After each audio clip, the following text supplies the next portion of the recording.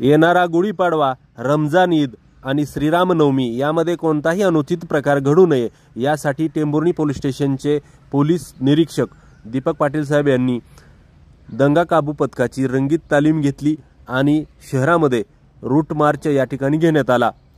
यावेळी टेंभुर्णी पोलीस स्टेशनचे उपनिरीक्षक मोरे साहेब, उपनिरीक्षक दापटे सर, लेडीज पोलीस उपनिरीक्षक सुरवसे मॅडम व पोलीस उपनिरीक्षक सोनटक्के साहेब यांच्या अधिपत्याखाली हा रूट मार्च काढण्यात आला।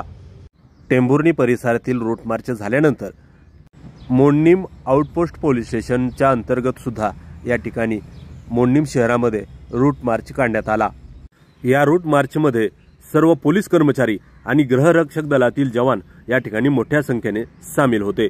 या रूट मार्चमुळे पोलिसांचा हा फौजफाटा बघून सामान्य नागरिकांमध्ये खुशीचे आणि उत्साहाचे व आपण सुरक्षित असल्याची भावना त्यांच्या चेहऱ्यावर साफ दिसत होती।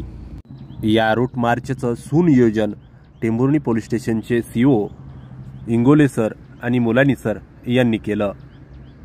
कॅमेरामन प्रशांत कदम सोबत वंचित न्यूज चॅनल, माढा तालुका प्रतिनिधी सुधीर विरकर।